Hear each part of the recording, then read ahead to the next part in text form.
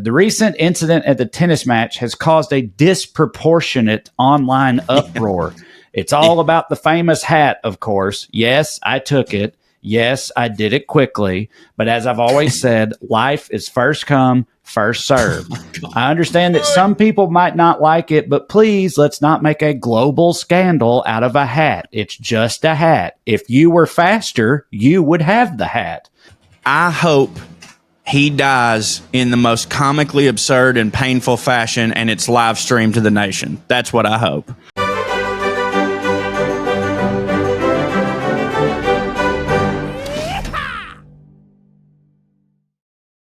What do you say, Cho? You want to start the Hey, show? buddy. It's time. Airheads, welcome back. Airstream Studios, the virtual version, of course. Putting on air is back once again. Was that who is that? Dame Maggie Smith, God rest her soul, on the TV. Oh, sure is. Yep. Doing a rewatch, buddy. Appropriate indeed. Yes. Yep, doing a Downton rewatch. So I know you've been going. That's your sister's house, right?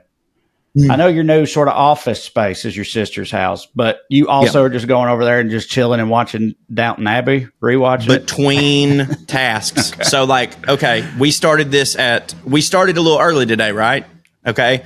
So I was doing something and I finished doing it, and I have another thing to do, but I don't have enough time. I didn't have enough time to finish it between the thing I did and us starting our podcast. So that 32 minutes is dead space, where, you know what I mean? It's like I'm waiting on another thing. I can't start a thing. I need to be in a certain headspace. So I'll be watching snippets of things during that dead space. Like sometimes it'll take me 3 days to finish, an episode of something or a movie, because I only watch it in the dead spaces. Okay. Well, that's fair enough, I suppose. So yeah. You had something you wanted to tell me or say to me? So people won't know this on this episode until later during an ad read, but during one of the ad reads, you said something, and it just occurred to me. I was like, did he do that on purpose? Because that's kind of, I feel like, a very putting on airs phrase. You said you were talking about how long you've been doing something, and you said since Hector was a pup, right? Yeah. And that, if I'm not mistaken, that's a redneck way to talk about an old Greek play or tragedy. Was it Oedipus or something? Oh man, that's from Greek mythology, but that's not the way they say it. That's just like the redneck shorthand version to say it when Hector was a pup. Likely, yeah. It's an early 20th century. Did you say Shakespeare? No, I said Greek. It might not be Shakespeare. No. You're right. It is Greek. It's from the Iliad. It's from the Iliad. Hector, that's the Trojan hero, played by Eric Bana in the movie Troy. Yeah. Early 20th century American phrase meaning for a very long time or since a long time ago, likely stemming from Hector, a Trojan hero from the Trojan War, as a name for dogs. I just assumed that it was, since young. Yeah, since literally Hector the hero, since he was a young pup, was a pup, i.e. a young man. I didn't think it meant like actual dogs. But anyway, you said like redneck or whatever. Because that ain't how they say it in the Iliad, is what I'm saying. Well, no, but I'm saying my introduction to it. I tell you who else used that idiom a lot is Stephen King. That Stephen King used that a lot in his books, and I read a lot of Stephen King as a kid, and that's where I encountered since Hector was a pup. I bet you anything, because I was just sitting here thinking, I was like, I've attempted to read the Iliad, but I was like, I know it's from something like that, but I bet you the reason is I was reading a goddamn Stephen King book, and I was like, what the fuck is this? And I looked it up and then saw that. Because I'm currently like in the middle of a Stephen King book, kind of stay in the middle of one. But yeah, you're right. He sure does do that.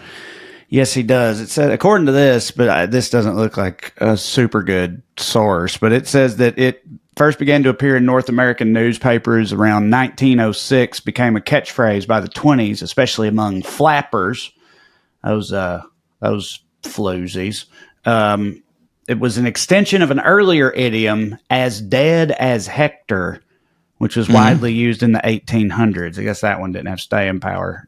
Stephen King didn't keep that one around. They got replaced by doornail. Yeah, dead as a door, which makes what's up with that, by the way? I don't know. How can you? How can a doornail be dead? On. Can I make a guess? Do your thing. You love this. Okay, and you're pretty good at it. I do love this.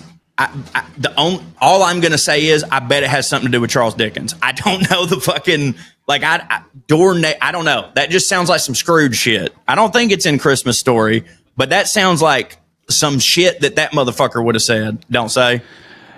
Well, it says likely originating in 14th century England, so older than Charles Dickens, but that's a long way back. Likely source being the practice of clinching door nails, which was bending the protruding nail on the backside of a door to make it impossible to remove or reuse it. Thus, the nail was essentially killed or permanently fixed in place, leading to the comparison to something thoroughly and irrevocably dead. But don't hit. I don't like it either. I don't know. I wanted it to be macabre.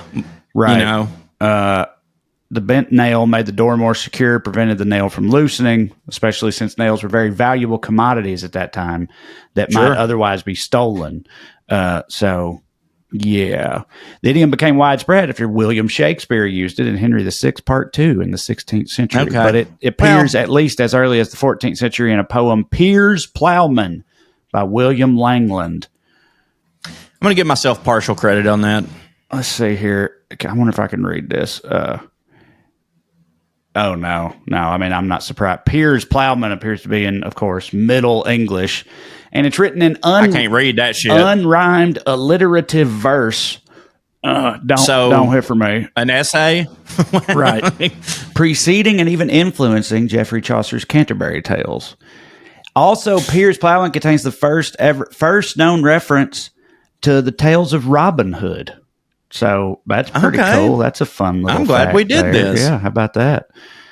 Canterbury Tales, man, is so wild that the Georgia Board of Education thought that a bunch of fucking middle schoolers in Chickamauga were going to be able to get down with that. You know what I mean? We didn't have it until high school, and me being the queer dork I was, it really hit for me. I liked it too, but I'm just saying, not at the time. We had that. Were given.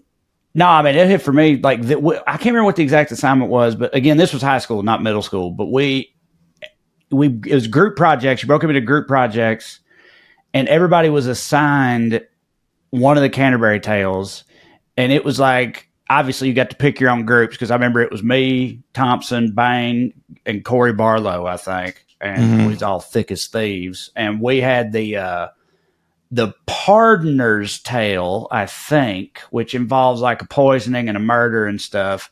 And that hits. What we did for our group project, again, I think you could choose different things to do. Whatever. Which ones? You could make a paint. And I don't know if you could choose the tale, but you could choose different mediums to whatever. We made a quote unquote a short film with a shitty handheld camera, but we still cool. We shot it, we filmed the Pardoner's Tale with us as the characters in it and stuff. I really wish I still had that. That would be hilariously terrible and cringeworthy to watch now. But no, it'd be cute. Yeah, probably would be. I would give my left nut if I could resurface the footage of us doing Jackass in high school. I'd kill people that I like for that. Yep, me and Thompson also in one of our classes, we didn't have like business classes in Salina, so I don't remember what class this was, but it was like, that's what they would do in Salinas and like what the business school in Salina do? Teach you how to go to the payday loan place? Exactly, yeah, just teach you how to give up. Teach you how to kill yourself slowly with pills. You ain't got no business. Yeah, right. You just walk in and they just shake their head until you leave. Anyway, start selling. Today we're going to be reading from chapter 13, and that's the only one we're going to read from the whole year. Right. Chapter 1, how to sell your holes. But anyway. Yeah, not a lot of business in Salina. How to get the stink off a butt Percocet. Yeah, but what they used to do in Salina was like in English class, like one day a month in English would be that was debate class or whatever. Yeah, you know what I'm saying? Yeah. And so I guess we did that with business too, or marketing or something, but I don't remember what the class was. But one of the other normal classes temporarily turned into like business or marketing class, and we had to like create a product and try to market it. And me and Thompson were on a team and made a commercial for a product we came up with called Stay Free Yum Shakes or something like that, which were like stain free Yum Shakes, which literally just, we took a bottle of water, or we took a cup of water and put a Snicker in the bottom of it, which looked like a turd, right? and acted like that was, this tasted like this was a Snickers milkshake, but it wouldn't make a mess if you spilled it or stained your clothes. And then that is such a fat Trae invention. and then the commercial was just us throwing these cups of water on each other, Yeah. And then be like, look, no stain. Like, it was like trying to make like a fake, stupid infomercial thing. But we did a lot of, that's what I'm saying, man. I started off almost kind of doing the right, when you hear about people that hit the Spielberg thing? Yes, not just Spielberg, but like people like that hit in movies and stuff like that. And they talk about when they were kids, and they talk about doing all this fucking, shit with handheld cameras and stuff, just like for the love of the game. Yeah. But then they go to like film school and they do this and whatever, and then they just like keep going. Well, I did the first part. Me too. And then just fully abandoned it, because we used to do all kinds of shit like that. When James Bain was not on tour, he was on a tour of duty. Deployed, when he was deployed. Deployed. The first time over there in fucking Afghanistan or whatever, we made we made like a sketch compilation, like a tape of a bunch of different sketches that we wrote and filmed and mailed to James. He showed all his Marine buddies. I'm sure they called us every type of homo. We did that. We used to do the Whose Line Is It Anyway games and film ourselves doing it. We just used to do all kinds of shit like that all the time, Dude, when I was in elementary school, my parents got me this camera, but the gimmick, and I didn't realize this until after I got it, it was a camera you hooked up to your TV, and just so it was like a monitor, like it didn't record nothing. It was just like you could point the camera at stuff and it would show up on your TV. Like, what the fuck? I don't know. It hits for kids, whatever. And like literally first fucking thing I did in first grade was like did my own Johnny Carson shit. Like I would sit there in my room for hours just watching myself on TV and shit. So I feel you. It's like I had all these things, and then we went and did drugs and watched football for about 10, 12 years. And, now we're not Spielberg. Nope. We are not Spielberg. Nah, that's got to be I'm still looking at that Piers Plowman Canterbury shit, Tales, and it looks like good. Said it was Middle English, but that can't be. I don't know. Maybe it is. It's wild how English was still English. It was called English, but just weren't nothing like. Right. It's English. insane. Because like they were just, I remember Middle English being like you could kind of fuck with it, sort of. Yeah, it was getting there. But like Old English, dog, is just a completely, utterly different language. They'll just have a fucking word, and it'll be spelled like VLNO, and it's fucking, that's daffodil or something. Like, it's insane. Like, it's hieroglyphics at a certain point. How'd they conquer everything when they just put all the consonants together? I don't know. Well, they didn't conquer everything until way later. I feel when we got the real English exactly, words. Right. I think so. I'm pretty sure that like the British Empire upon which the sun never set, I'm pretty sure by that time they were talking like Charles Dickens and them. Which, by the way, a lot of words in the various ways they're spelled in English and how they're spelled differently is because they took them words from other people. Yeah, right. And then so they literally had to conquer. Their language sucks. So not only did they get spices and ships, but they took everyone else's language and made, without question, the hitnest language to ever exist, right? Well, yes. I was being facetious. Right, but it kind of is, though. Yeah, right. Just because of the fact that if the French had done all that, then it'd be French. Everybody would speak French everywhere, and that wouldn't hit, obviously. Right. French don't hit, but French just sounds just the fucking, just the prissiest and everything, the smuggest. Without a doubt, yeah. Like I don't know, just I don't want to hear it. Speaking of which, I got a pitch for you. This is what I want to do now. You know how in the future we will have hit and have like unlimited money. And remember, me and you were going to get the 2 matching boats and just drive around hitting on them. Well, when we're in that phase and we can just make whatever we want and money's not an object, we should do a sketch show that each season consists of us doing sketches on the tales of the Canterbury Tales. That's what I want to do. Larry David's already doing a U.S. history sketch show, which was my dream, so now I can't do that. We should just do the Canterbury Tales as different genres, you know, really, really fucking explore the form. You know what I mean, man? Yeah, but are you saying just adapt the tales?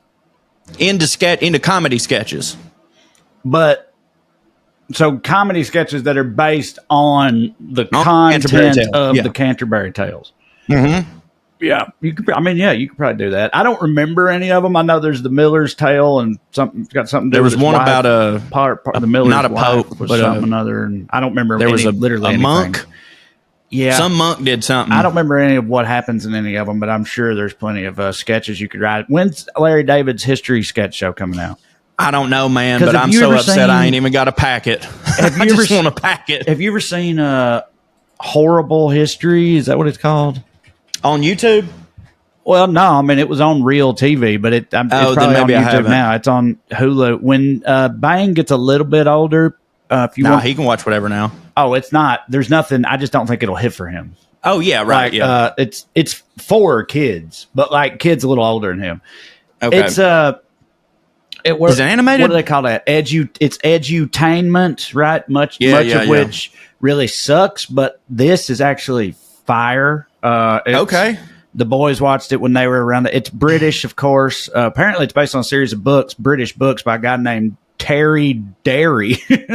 Maybe come on. Maybe it's Terry Deary. Terry Deary. Let's review the horrible history of his parents naming him that. Terry Derry. I don't know, but anyway, it's essentially a British one, but it's on Hulu now, and it's essentially like a sketch comedy show based on real actual history, though, but not U.S. history, just mostly British or just history in general. But it's fucking like legitimately funny. Like it's for kids, and it's like it cracked me the fuck up repeatedly. So I know it would hit for you. And when he gets old enough to actually, watch stuff that ain't cartoons and shit and give a fuck about it, I recommend it. But yeah, one thing I definitely want to bring up on this show that's relevant, timely, just happened this past week. What do you think about that Polish CEO? Is he the one that took that hat from that boy? Yeah. I hope he dies in the most comically absurd and painful fashion, and it's live streamed to the nation. That's what I hope. Yeah. Is that thing that he wrote real? I think so, and it's insane. Right? Yeah, the way he's since made if that's real, right? He's the craziest motherfucker that's ever lived. If that's real, right? And he's probably just like very middle of the road for a CEO, right? Context for those listening that don't know what we're talking about. It was tennis, right? Yeah, there was a tennis match, and this tennis star, I don't know who it is. Trae can fill us in later. He signed a hat for this to give to this kid. And this grown man just snatched it. Now, we've seen this before. And normally, though, it's in like baseball, which you can kind of understand because a ball's hit and you're just reacting and you go to grab for it, whatever. But most of the time, the grown man will then give the kid the thing, Right. But this dude just takes a signed hat from a kid, never gives it back, and then responds to it in a fucking like... with letterhead stationery that he didn't give, he wasn't sorry. Yeah, well, again, that what has already happened since. Yes, that is what happened. But he's already made a different statement, trying even harder to like backpedaling harder. Okay, well, read them in order though. Yeah, I want everybody to hear what this lunatic said because of course he got a lot of backlash. It's a dick move. It's crazy. Okay, so here's some quotes from his first response to it, which was like a day or two. This all happened like about a week ago. It didn't go quite as viral as that Coldplay CEO affair thing, but this did, which is unfortunate because this is more despicable in my opinion. Absolutely, this got a lot of attention, like for sure. I'm just saying it didn't quite reach that level, but it definitely got passed around a lot. And so a couple days later, his first response was, I'll just read some of it to you. It said, the recent incident at the tennis match has caused a disproportionate online uproar. It's all about the famous hat, of course. Yes, I took it. Yes, I did it quickly. But as I've always said, life is first come, first served. I understand that some people might not like it, but please, let's not make a global scandal out of a hat. It's just a hat. If you were faster, you would have the hat. Regarding online hate, I remind you that insulting a public figure is subject to legal liability. All offensive comments, slander, and insinuations will be analyzed for the possibility of taking this matter to court. So, yeah, not exactly. There's a word there's a word I'd love to call this man right now, but we don't do that no more. Mm-hmm. But he's the biggest one of them, as by defined in middle school standards, that has ever been. Like the Pollock piece of shit.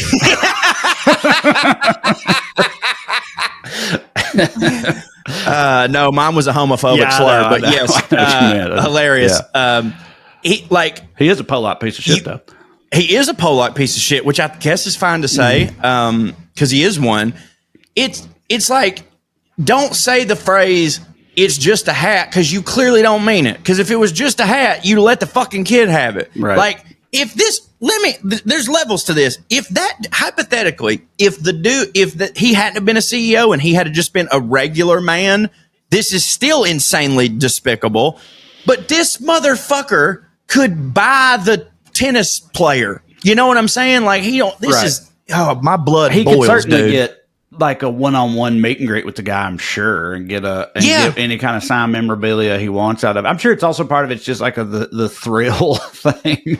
You know what I mean? Of like taking it from an innocent child in that context. Yeah, also it has to be an innocent child for him to feel anything. Yeah, right. Exactly.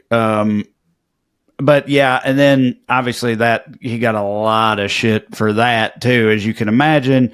And the double down, yeah. And then he since, he's now apologized again and has tried to be like sincere now. Well, no, we're not having it. Nobody should. I would have respected a triple down more than this shit. Yeah, well, it's so now he has said his most recent one says, I take full responsibility for my extremely poor judgment and my hurtful actions. It was never my intent to steal away a prized memento from the young fan. Yeah, regardless of what I believed was happening, the actions that I took hurt this young boy and disappointed the fans. I apologize. So, I hate it when someone opens with, I take full responsibility for it, when it's like, whose responsibility it was never in question, pal. Right. Like, no, there's no one else the buck passes to on this one. What do you mean? Like, you gonna blame your secretary or some shit? Like, what do you mean? He also said, I would like to unequivocally apologize to the boy, his family, as well as all the fans and the player himself. That he also added that he had since given the hat back to the boy and hoped that would, quote, at least partially repair the damage that I have done. But it's like, I bet you that boy could sell that hat right now for way more than he could before. Yeah, right. So yeah, he's trying to act like he didn't, whatever, that he didn't mean to take it from a kid, that he thought the dude was like handing it to him or some shit. Then what does your first message mean? Right. Where you said you snooze, you lose, you little dumb fucking idiot toddler queer.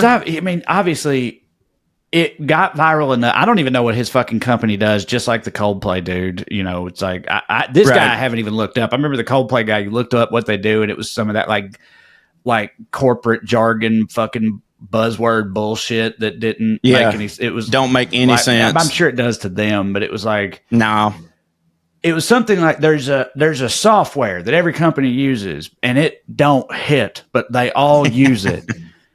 If you hire all these companies are idiots. If you hire this guy's company, they'll operate that not hidden but necessary software for you or something like that. So it was just some middleman bullshit. But but this dude, I don't even know what he does. But whatever it is, there's people. He's probably losing clients and shit. Of course, dude. Right? So it's like that's the only reason he gives a fuck is because like it's endangering his bottom line now. Like people are like calling him up and being like, you have no honor. We cannot do business with you. I don't know if they're global or if they're just doing, Polop business. But either way, people are probably fucking walking away, I would imagine, and as a result of this. And so that's why he's just going into full damage control mode. But I think it's too little, too late, probably. I'm not kidding when I say this. I would do business with a rehabilitated double murderer before I would do business with this fucking piece of shit. And here's why. There has been in the history of life murders that were fine to have done them. You know what I mean? Mm-hmm. There's never a time to do it. So like a murder, you had a bad day, whatever. I can forgive you for that. This, I could not. How could you do business with this person? I don't know. But yeah, it says he says that his firm is being review bombed online. Good. Their rating is being crashed and stuff. But what's their company called? Drogbrook. Okay. Drogbrook. Put on airs fans. Blatsky. But it's a paving stone company. So not high tech. It's not tech bro bullshit. He I don't know, paves fucking driveways or something. Then how does he get the gall to even talk like this? Right. Or maybe. What do you think that means? Paving stone company. You think he gets the rocks from the quarry and sells them to people that pave? Maybe I bet they flatten them. He owns a quarry. I bet it's all those things. Right. Yeah. Airheads, do me a favor. Go review bomb this place and do it and take pictures of it and send it to puttingonairs@gmail.com and we'll read them. It just feels very, very appropriate and funny that like, number 2 Polish millionaire. It's like what business in it? He comes from old rock money. Like he comes from one of the biggest rock families in Poland. It's like he's got a lifelong rivalry with the head of the tater magnate family. Just rocks and taters is 2 number 1 industries in Poland. I imagine. Sorry, Poland. They say we are dumb as rock. Is pretty cool. So sorry, but. Sorry to any of our Polish over listeners. Here, rock money. Yes, but so because all right, when I was a kid, I used to hear dumb Polish, dumb Polak jokes all the time, and then I got older and Obama got elected, and I thought to myself, oh, you probably can't do that, but you can though, right? We've talked about this before on there. I've always made my position on this particular matter very clear. If you are any type of white person, I don't give a fuck where you come from or what the sensitivities are or whatever. If you are also white, I'm gonna make fun of you, and if there are slurs for you, I'm gonna use those and not feel bad. Yeah. And my justification for that has always been, I guarantee you. I don't have to meet them one-on-one on a one-on-one basis every time to confirm this. I just know it to be true that every one of those groups would have no qualms whatsoever about making fun of like inbred hillbilly rednecks or whatever. And that's fine, by the way. Like, I'm not telling you that you shouldn't. Like, we accept that so that we can. But in return, this is what I do to you or about you. and I don't feel bad about it. So that's just, that's just the way it's going to be. Like black and brown people, obviously, look, I hear you. That's a different story. But if you, after the break, Trae's going to give us his opinions on the Israelis. All right. We'll be right back right after this.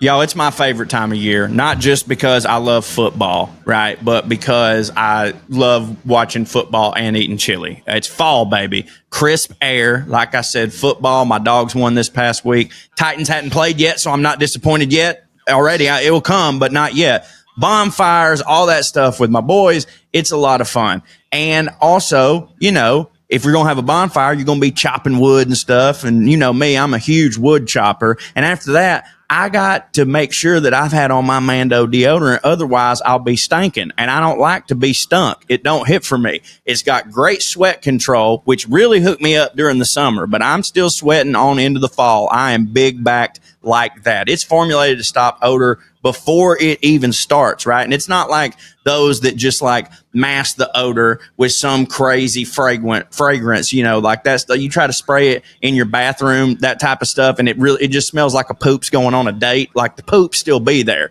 all right? Don't mask it. Mando it, baby. It's absolutely fantastic. I've been using this stuff for, as long as they've been sponsoring us, and I'm glad because that's how I heard of them. It's wonderful, man. They got the wipes. And what I like too is I've never found a like natural, doesn't have any of the bad stuff in it deodorant that actually worked until I got with Mando. Like I was kind of trepidatious. Is that the way to say that, Trae? Mm-hmm. Trepidatious? Yep. Yeah, but Mando, no, man, they knocked it out of the park. I love the scents. It's great for a sweaty boy like me. Trae, tell them more about our friends. That's right. They got clinical strength sweat control over there at Mando. Just one swipe and you're good to go. It's not your typical deodorant. It's 2 times better at controlling sweat than the standard. It controls both sweat and odor for up to 72 hours, and after just 12 hours, underarm sweat was reduced by 92%. The stuff really works. It's deodorant re-engineered to stop odor before it even starts. It doesn't just stop odor, it prevents it. It's got premium ingredients. Like Corey said, it's not loaded down with chemicals like other deodorants. Mando just has the premium stuff, gentle mandelic acid, the gentlest of all acids, to keep you fresh and dry. Mando's new deodorant plus sweat control solid stick gives you double the protection you need. No more worrying about sweat stains or embarrassing pit rings, just all day freshness and dryness. So Mando's starter pack is the perfect thing for new customers. It comes with a solid stick deodorant, a cream tube deodorant, 2 free products of your choice like the mini body wash or deodorant wipes, and free shipping. And as a special offer for our listeners, new customers get 20% off site-wide with our exclusive codes. Use the code POA at shopmando.com for 20% off site-wide plus free shipping. That's SHOPMANDO.com, shopmando.com. Use the code POA. Please support the show. Tell them we sent you. Mando's got you covered with deodorant plus sweat control. Say goodbye to sweat stains and hello to long-lasting freshness. One more time, shopmando.com with the code POA for 20% off site-wide and free shipping. Mando, get the stank out. Guys, are you sitting there thinking to yourself like, hey, my wiener could use some improvement? You know what I mean? In the bedroom, I'm not necessarily bringing my A-plus wiener game all the time. And this is, it's sports season. It's time to get competitive. And that even means when it's time to go to Pound Town, enter the room dick first with our friends over at Blue Chew. And by the way, it's not just a tablet. It's a cheat code for your ding dong. And please understand that it doesn't mean that you actually have to have a complete issue with the wiener. It's just sometimes, like when you're working out, you want that good creatine because it's going to give you an extra pump. Sure, you could work out without creatine, but why would you? That would be absolutely insane. I've been using Blue Chew for, about 8 years. Perhaps a little less since the baby came, but that's for another day. But when it does happen, it's really happening because, I got a lot on my mind. Sometimes I'm not always prepared, and sometimes that mental game can throw off my physical game, but not with Blue Chew. Chew it, do it, boom. It's absolutely fantastic, and it comes in a discreet package, so nobody in your town has to know what's going on. If they listen to my podcast, they'll know, but I don't have to go to the pharmacist. I don't have to see anybody. White envelope, even the mail lady don't know what is going on. It's absolutely fantastic. And this isn't just about performance, guys. This is about legacy, or as we like to say, third legacy. Give a group chat something to talk about. When you lay it down, they're talking about how it gets up, baby. And nothing makes you more of a legend than a little Blue Chew. Discover your options at bluechew.com. And we got a special deal for our listeners. Get your first month of Blue Chew free. Just use promo code POA at checkout and pay $5 for shipping. That's it. Join Blue Chew's mission to upgrade humanity one thrust at a time. Head to bluechew.com for details and safety info. And a big thanks to Blue Chew for sponsoring the podcast. And Trae, get you a new dick. Why wouldn't you?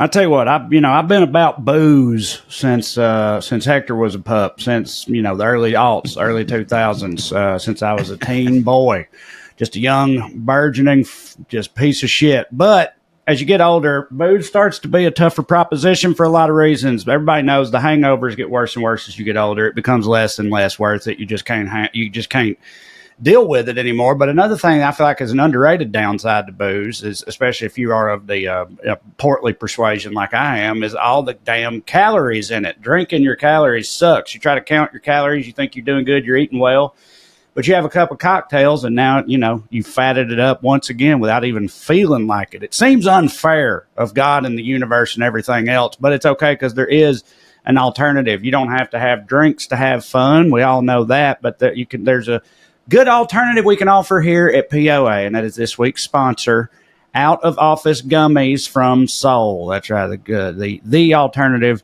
to boozing that lets you still feel great in the moment and the next morning as well. Soul is a wellness brand that believes feeling good should be fun and easy. Soul specializes in delicious hemp-derived THC and CBD products designed to boost your mood and help you unwind. Their best-selling out-of-office gummies were designed to provide a mild, relaxing buzz, boost your mood, and enhance creativity and relaxation. They come in 4 different strengths, these gummies, so you can find the perfect dose for your vibe. They got a gentle micro dose. That's my speed. They've got perfect buzz, noticeable high, or fully lit. It's up to you. Whatever you want to do, baby. How much fun do you want to have? And with wellness at the forefront, you can feel good about what you're putting in your body. All of Soul's products are made from organically farmed, USA-grown hemp and are vegan, gluten-free, and low in sugar. And if you like their out-of-office gummies, you got to try the new out-of-office beverage, a refreshing, alcohol-free alternative, perfect for summer sipping. They've got so many other amazing wellness products at Soul with or without THC. It's up to you. They've got a bunch of gummies. They've got capsules, all kinds of things that can improve your sleep, stress, pain, focus, bloating, and more. So bring on the good vibes and treat yourself to Soul today. Right now, Soul is offering our audience 30% off your entire order. Good deal. 30%, baby. Go to getsoul.com and use the code POA. That's GET Soul, SOUL.com, promo code POA for 30% off. Soul, you'll hit with it. You will. Yeah. You will hit with it. And we're back. Israelis I was just doing that as a bit, but hilarious. I'm sorry. Go ahead. I stepped on you. I didn't mean to. No, obviously Israel don't hit and Gal Gadot don't hit for me. Who are the other Are there other prominent Israelis? I'm sure there are. Yeah, I'm sure there are. I mostly know, I got to be honest, one of the people on my team, we have teams, one of my behind the scenes business people type is an Israeli, and he hits for me. Well, yeah. Right. I mean, Hollywood, you'll have that, right? But of course, you will have that. He's a good dude. See, the only ones I know, some dudes who I've seen them in things play Israelis, but then I've also seen them not do that. So I don't know if they actually are. Or they're just like a European person that played an Israeli role. Because there's this show on Apple that Tom Holland was in when he be losing his mind and shit, and he's one of his Cinderella or not Cinderella man. One of his A Beautiful Mind people is this fucking Israeli badass dude, and he hits for me. Though, you do raise a very interesting. You said the people of Israel, but it is an interesting question.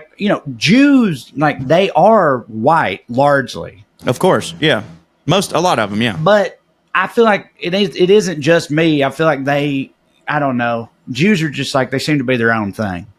Yeah, they're like Texas. Right. But the Jews are the Texas of Europe. They are still white, so you can be Jewish and have white privilege and all that stuff. But at the same time, the Jew part definitely feels like it overrides the white doing part a lot for of heavy lifting. A lot of people around the world and since the dawn of time. So yeah, it's a thing that feels a little different. But even still, we'll casually and playfully make fun of the Jews. That's fine. Much like everything to do with them motherfuckers, it's pretty complicated. Right? It's very complicated. Also, when I'm talking about Polish people or spaghetti people or the French or whatever, it's obviously with all of them, I'm kidding. So I would, Well, also there's a huge difference between in the same way about Jews, but I'm not going to be. I don't actually hate any of those groups of people, so obviously I'm not actually anti-Semitic either. So yeah, I guess I'd treat the Jews the same way as the rest of them. But there's a huge difference in There's making Jews are fun real of. sensitive about all that. They are, but it's like. I mean, I get why. But there's a difference between making a Jew joke and making a fucking joke about IDF soldiers. That's not the same thing. You know what I'm saying? Even just like regular Jew jokes, I feel like most Jewish people, especially other like people in comedy and comedy friends and stuff, they don't mind. Like they think it's funny a lot of times. Yeah, well, the innocent one, because there's innocent ones that are pretty good. Like right. Your Gene Simmons is this past week on some podcast. Gene Simmons just dropped a new Jew joke. Yeah, that I've never heard. He said, what was it? He said, do you know why, how was it like, do you know why Jews all have rough earlobes or something like that? And what? That's the punchline. Is Jews always go? Okay. Yeah, right. yeah. It worked on there. I just didn't tell it right. Yeah. But yeah, I'd never heard that one before. It crushed. I think it was Sickler. He did Sickler's podcast. He did do Sickler's podcast. You're right. So, but I didn't watch the whole or listen to the whole episode. But that I thought you when you said, do you know why Jews all have shitty earlobes or whatever? And I was like, no. Yeah. And I thought you were like, yeah, I didn't know that either. I don't know either. No. I didn't know that people said that about Jews is what I thought. I didn't either. Right, I thought that's what you were doing. I thought you were being like, right. I don't know either. But anyway, this is what he said. So that might not even be how he told the joke. Yeah. We should probably pull it up here in a little bit after we do some other stuff because I'm sure I butchered it. And if I did, Burns, please leave it in and then we'll shame me later. There's also, I feel like it's fair game when it's equal opportunity. Prejudice or whatever the right word would be, because there's a joke about a Catholic priest and a Jewish rabbi walking down the street and they see like a kid, they're sitting on a bench. A street urchin like a kid walks by or something like that. And the Catholic priest goes, "Hey, we should go fuck that kid." And the rabbi goes, "Out of what? Out of what?" Yeah. Hilarious. That's the best one ever. Yeah, that's a great one. There's also another one where I don't know. I don't think there's a rabbi in this one, but there's a plane. This is just Catholic, but there's a plane crashing. Plane starts crashing, and everybody's like screaming and freaking out. And near the front, there's the flight attendants and a lawyer and a priest, right? And the flight attendant's like, "We keep some." There's a limited number of parachutes on this plane for an emergency situation, whatever. And another flight attendant goes, and it's something like this, but she's like, "Well, obviously we have to start with the children first." And the lawyer goes, "Fuck those kids." And the priest goes, You think there's time for that?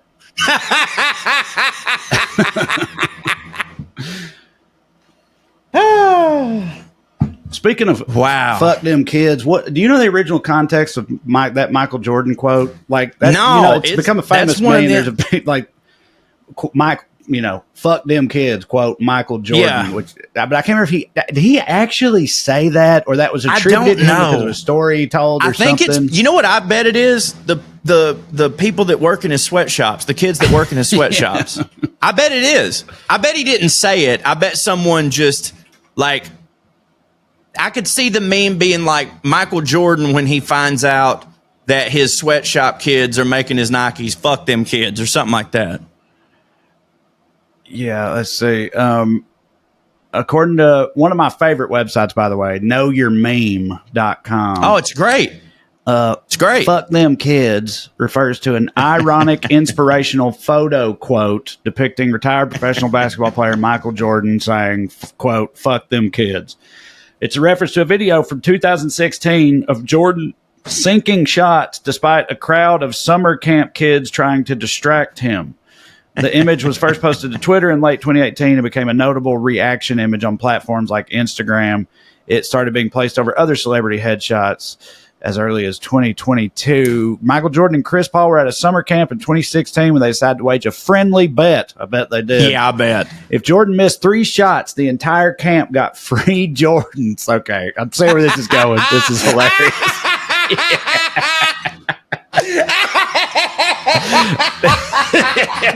Oh my God. The bet was documented in a video where Jordan proceeded to make every single shot. None of the kids got Jordans. Oh my God, dog. Oh my fucking God. That's so funny. So is amazing. So when this story got out, someone made the image macro of Jordan, an image of Jordan, and put the quote, "fuck them kids" on it. That's so funny, dude. Dude, I thought at first it was like the whole situation was just like he's hogging the court so the kids can't play. Fuck them kids. And I was like, well, this is kind of a mean quote to attribute to Michael Jordan, who was just playing basketball. And boy, that reveal, shoo. Yeah, absolutely. That's hilarious. some goat. Hey, that's some goat shit right there. And this is different than the CEO. Jordan didn't steal nothing from him. No, he kept them from something, and he kept them from something by doing what he did. Right, exactly. You know what I mean? Dude, you can't, anyone... He can't miss. Right, exactly. He's Michael Jordan. Like, he can't purposefully miss a shot, or even if he accidentally missed one, he's going to fucking be furious about it. Yeah, dude, he's going to kick Chris Paul's ass. But, I sent y'all, I threaded our group chat, I sent an IG reel I saw. Apparently, there's like an Australian Impractical Jokers type show. I don't know the name of it, but they, for one of their punishments, they made one of the cast members, they put him on the field at a soccer game as the goalie. Oh God. And then I sent you guys this. Did you watch this? Do you remember this? It was hilarious. When was it? Just 2-3 days ago. Yeah, I probably did. They put him in the goal at a soccer match in Australia. Like there had to be, I don't know, at least 15,000 people there. Like it was like the equivalent of like a minor league baseball game, but soccer. And they put this guy in the goal, and then at halftime, they brought a like 9-year-old, like a 7 to 9-year-old girl out there. And they announced it. They were like, "This is little, Lisa, everybody. Lisa, for every goal you make, we're going to be donating $1,000 to children's cancer research or something like that." So brutal. And the guys the other dudes in his ear are like, "Okay, all right, mate. You got to stop every shot. You can't let a single one through," because that's how those shows work. Like he lost something, and this is his punishment. He's like, "You got to shut her down." And the little girl just runs up and just barely kicks it. It rolls like it's so easy. Like a papaw could stop it with ease, like because she's tiny and doesn't know what she's doing, or whatever. And she kicks it. It's going towards the corner net. The crowd goes wild. He just slowly walks over there and picks it up, and everybody starts booing him and shit.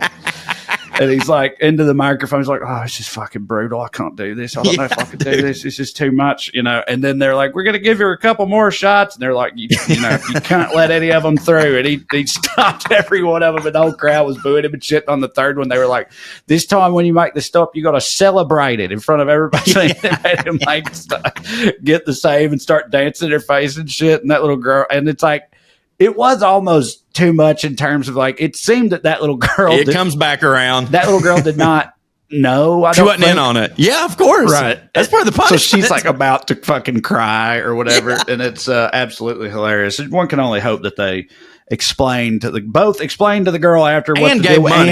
and still gave the money. Still that has to be baked in. Right, like, for sure. Dude, fuck, that's so goddamn funny. With me and your anxiety and like our just fear of being in public and dealing with people in any type of situation, let alone an awkward one, I genuinely don't think I could have done that. No, I don't either. I'm with you. Like, I think I'd have to be the guy in the booth, and even then I'd still be feeling weird, but like, there's no way. Like, I'd just be like, "You guys got to sexually assault me or something. Right. Get a different punishment. Like, I can't do this." Yeah. And not because of the girl, but it's just everyone, like, me and my constant need to be loved. Having an entire soccer place boo me, even if we then told him it was a joke, that would stick with me. I couldn't do it. No, I know. I feel you. I feel the exact same way. But on the other end, if we were on a show like that and you lost it, I would totally, be in the booth laughing my ass off at absolutely the prospect of making you have to do it. It's great TV. These people are not wrong for having done it. I'm just saying that it'd be real hard for me to be the little piglet out there sent to slaughter, But yeah, dude, I've thought millions of times.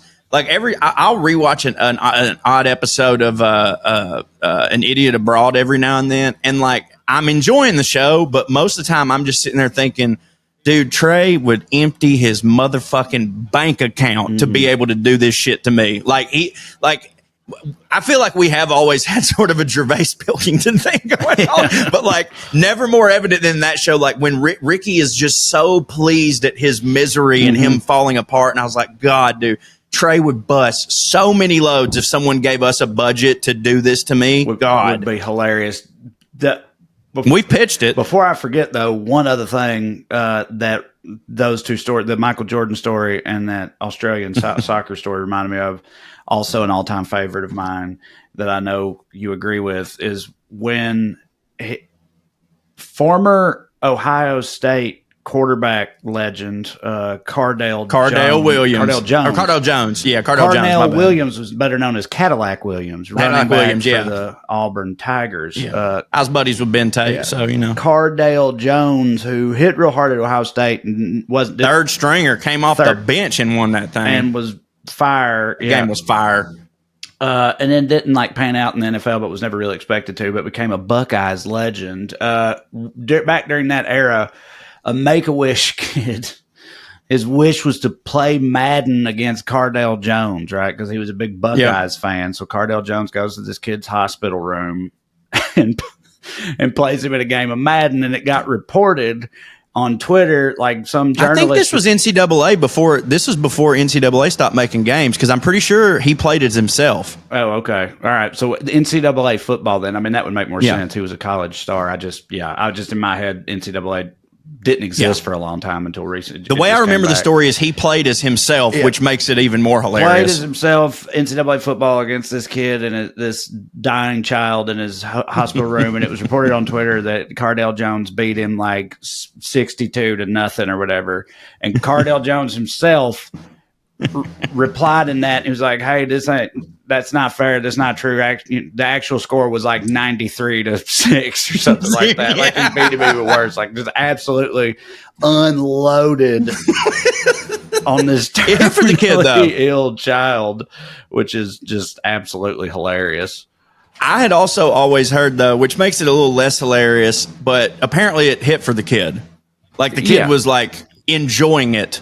And like, if you're in his position, he's you're one of his heroes. You can't let him think you're a scrub, you know? Right. It's that. So it was reported he beat the kid by 56 points, and he said I actually beat him by 63 points. So he's a legend just for that tweet. Yes. So yeah, okay. Apparently, I guess it wasn't a full on. It wasn't a full on Make-A-Wish situation. He just was like football players and guys like that often do. He was visiting a children's hospital with a lot of really sick kids in it. And I believe it was more of a wish a motherfucker would. Yeah, definitely on his part. He said, "Man, I wish everybody stopped saying I beat a kid in the hospital 91-35. It was 98-35. I had 91 with 1:26 left in the fourth quarter," and he posted a picture as proof. And then I hope he's selling the most cars. Somebody got onto him for it, and he responded to that person, "I take no prisoners, bum." Bum is so much funnier than bitch. Yeah. Oh, God. Man, I hope he's doing great. I wonder if he's on Cameo. Yeah, I don't know. You said you was talking about Australia stuff, and that reminded me. I have this clip, and I really, if you have seen it, please just sell it, because I need to see it again, and it fucking cracked me up. I did not. Hold on, I got to open my shit. Sorry, Burns, if you have to cut this too. All right, it's this Australian politician, and he's out spitting, and can you see this? People are entitled to their sexual proclivities. You know, I mean, let there be 1,000 blossoms bloom as far as I'm concerned. But I ain't spending any time, because in the meantime, every 3 months, a person was torn to pieces by a crocodile.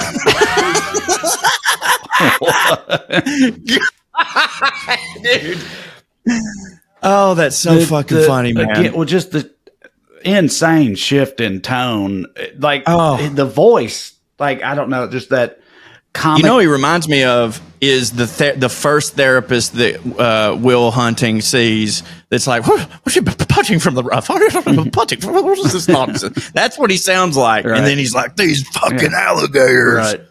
Yeah, whoever added that music was a good call too. But it's like it's always wild to me that people can, and it happens every day. But like that dude didn't know how hilarious that was or whatever. Do you know what I mean? Right. Like, yeah, like how many people they do a thing that is the most objectively easy memeable thing, and but they just go on about their day, just like, all right, so like that bagels, for example.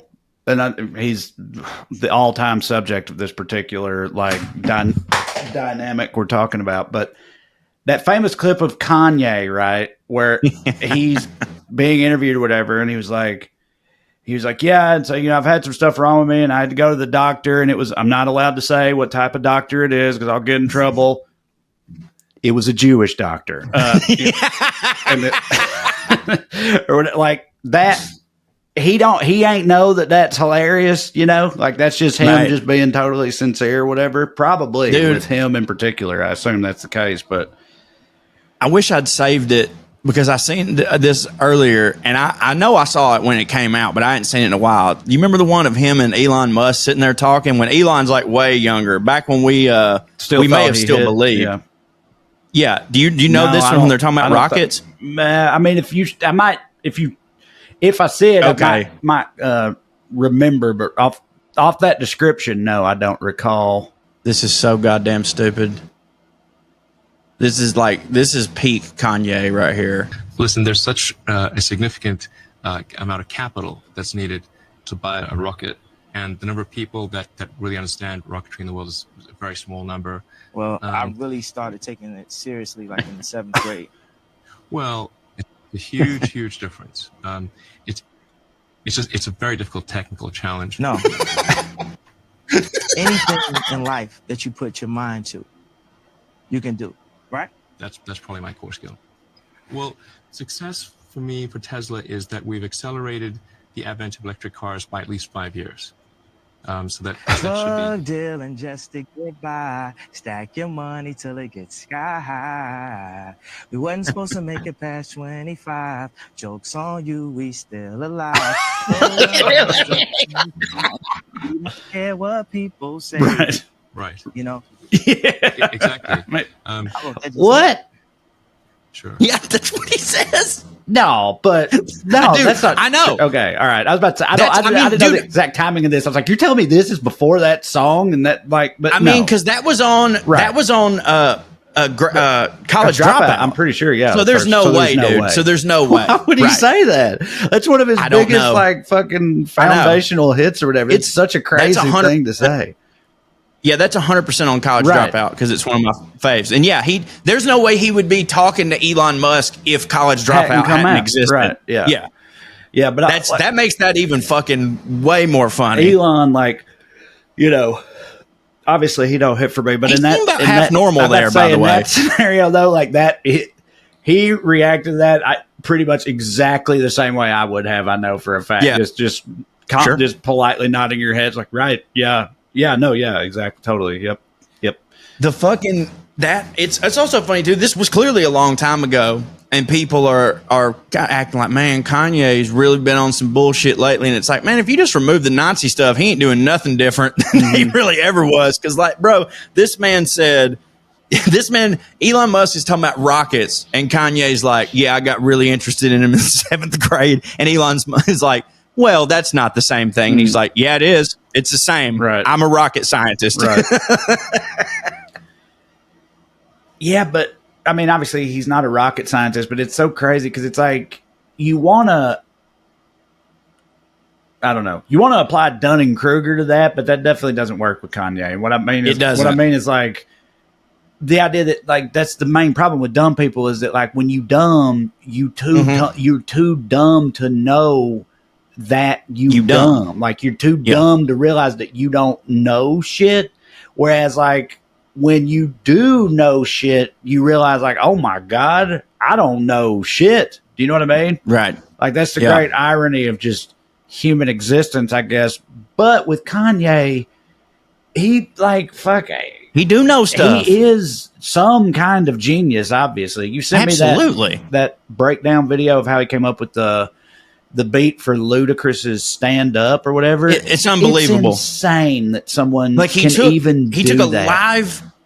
took a live performance of a band and just snipped all the instruments. Who was that band, by the way? What would you call that? I don't know. It wasn't like the most obscure shit in the world. Like white as hell too. Like who would you compare that to? Like fucking Partridge Family type shit. Yeah, it's like a Partridge Family type of white people shit from the 70s. The Carpenters, like ultra white 70s. I mean, they was getting down. Don't get me wrong, but the fact that Kanye took that and pieced it into stand up is fucking insane. And there's no doubt in my mind that is a level of intellect and genius. And I mean, I guess we could throw the word savant, right? That might more aptly reflect Kanye, because I mean, like when forgive me if I'm wrong, but like when you're a savant, it's like you got that one thing, but then you might not can tie your shoes. Mm-hmm. Right. What you looking at me weird for? I'm not. Oh, I'm not looking at you. I was looking at myself. Oh, okay. Because I said that and you were like, and I was like, am I not saying it right? Is it ironic that I don't know what savant means? Before we started, and I didn't. You look great. I was looking at saying I didn't know, what the situation was. Your beard hits so much harder than mine, because mine's in this stage right now where it's dumb and don't hit and looks like the hair around a dog's butthole. And then I'll go home and I'll cut it with, some great blades that sponsor this show, but I'll get it too short and I'll look stupid. Well, that's what I was just thinking that I had done, essentially, because before we started, mine was pretty much just about the same length as yours is right now, and I just cut that off, I'm saying, so that's why I was looking at my own face. But it's a handsome face. Thank you very much. This is a relevant topic, even though it originates from a couple hundred years ago. You familiar with the concept of the panopticon? You ever heard of a panopticon? The panopticon. No, to me, that would be a transformer that's made out of a large cast iron skillet. Panopticon. Does it have anything to do with music? No. Okay, because I was thinking of like the Let's see if I can try to help you get there. Dynamic parameter. I'm screwing up. What? Iambic pentameter? That's it. Yeah. No, but yeah. Okay. So let's try to do etymology is the origin of words, but what do they call what different parts of words mean?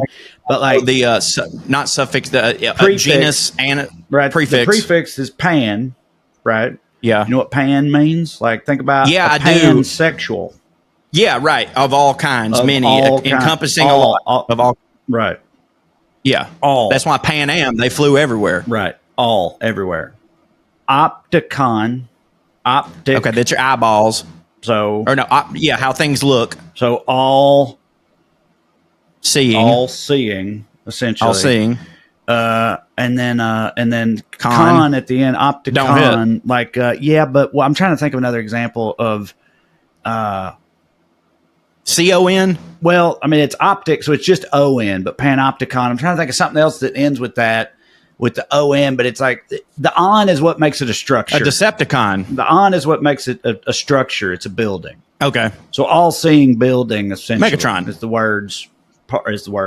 how the words break down. But what it is, right, is it's a concept for a prison or an asylum or a sanatorium or anything that from 1785, a guy named Jeremy Bentham came up with it. And the idea is it's Jeremy Bentham, yeah. And there's a bunch of different ways to design it, but essentially, it's a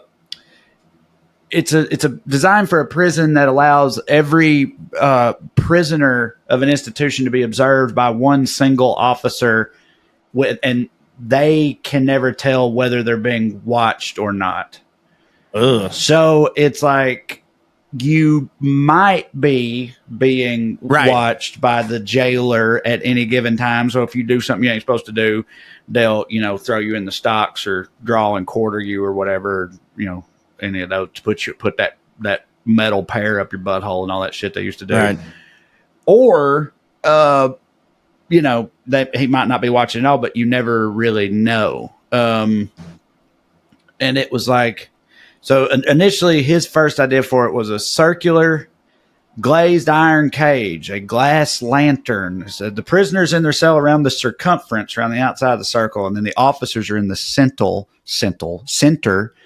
by blinds and other contrivances, the inspectors conceal from the observation of the prisoners, hence the sentiment of a sort of invisible omnipresence. So, they're both always watching you and never watching you. Right. Schrodinger's spy. Right. So this is like an example of a visual example of what one might look like. So like that, like those are the cells. Now, oh my God.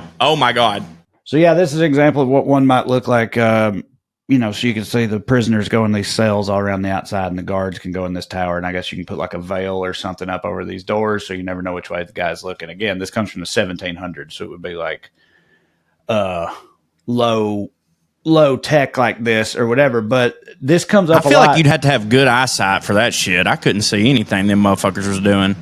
Right, but this concept comes up a ton now, like in present day, right? Because, we all living in the panopticon, right? Or whatever. Big brother. That's what they're trying to achieve. Yeah, is the panopticon. Like people like Peter Thiel and shit get his dick hard thinking Palantir. about right. Yeah, the idea that the global panopticon or whatever, that the digital omnipresence and shit like that. But I just, I thought it was cool that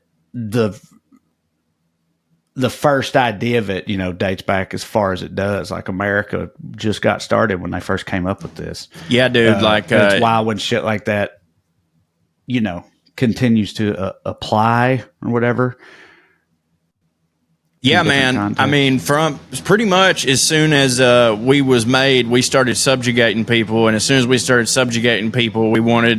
They came up with like, we gotta be able to look at these motherfuckers all the time because I'll tell you what, whenever we're not looking at them, I bet they're getting up to some foolishness.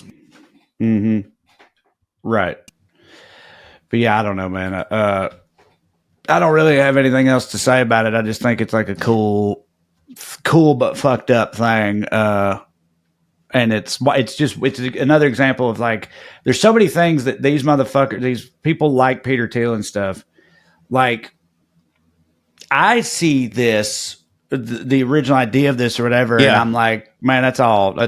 That's fucked up. Yeah. Fucked up and dystopian or whatever. But like, or I read the book 1984 and think that, or watch all these different like sci-fi movies and stuff like that. But motherfuckers like Peter Thiel and shit read it and they're like, it's a playbook. That's what's up. Yeah. Yeah. No, dude. Shit hits for me. That's thinking exactly how everything should be. That's just so wild to me. I was thinking about this the other day. And as soon as you said this was like from old times, I knew it couldn't be this. But when you first said that and we were breaking through the words, it made me think of this thing that was a Black Mirror episode. One of my favorite Black Mirror episodes, which is White Christmas, which if you don't know which one that is John Hamm. And he, yada, yada, yada, he ends up with this company or whatever that can take you out of your head and put you into a little Alexa thing where you can live forever or what the fuck ever. But also this chip in your brain, they can use it to manipulate time and stuff like that. So they can put you in this like prison, and 5 minutes on real Earth will have passed, but to you, 1,000 years will have passed, right? And that's a Black Mirror episode. It's like super fucked up. They are attempting to test and come up with this shit for real life. Like I've seen several articles on it that they're talking about like time manipulation. Could this be a way to reduce our prison waste? Where it's like we won't have them overpopulated because this same guy won't have to be here for 50 years. 5 minutes will take place, but in his brain, it'll be 50 years. And like, dude, like, when you first, like, there's not any part of that that's not super fucked up. But I could see somebody being like, well, if I'm going to have to serve the 50 anyways, I guess it would hit harder to then come right back to my fucking young body and not lose any actual earth time, you know. But at the same time, I can only see it being used on innocent people to torture them, you know, out of information and shit like that. And that is, yeah, like, again, somebody saw that episode of Black Mirror where a writer, Charles, was it Brooker or whatever?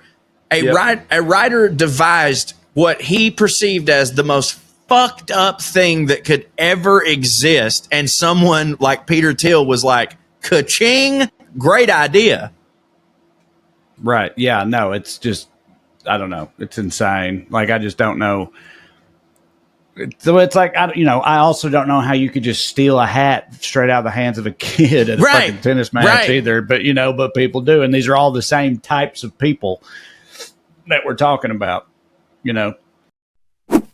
All right, Airhead. So, depending on how artfully our producer Burns edited around the mishaps towards the end there, you may or may not be fully aware that we ran into, keeping it fully 100. Corey ran into some technical issues, but hey, it happens to all of us in this day and age. In the middle of that episode, I was brought to my attention that I just straight up missed an 11 o'clock meeting I had this morning for no good reason. I just dumbass my way out. And that wasn't even my computer's fault. That was just my fault.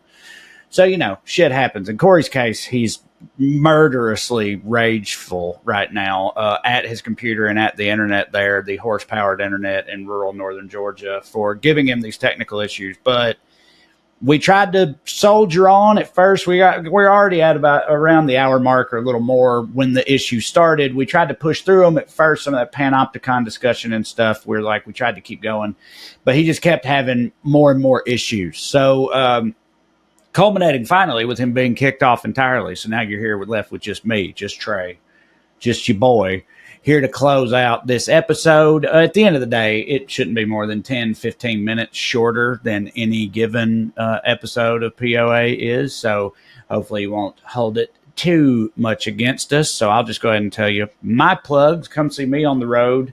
TraeCrowder.com. Next up for me is upstate New York, like Buffalo, Syracuse, Albany, I believe, are the three. And then Hartford, Connecticut. Then we got every city, every prominent city in Ohio except for Cleveland. And I love you, Cleveland. I normally do Cleveland when I'm in Ohio. It's just not this time, but I'll see you on the comeback.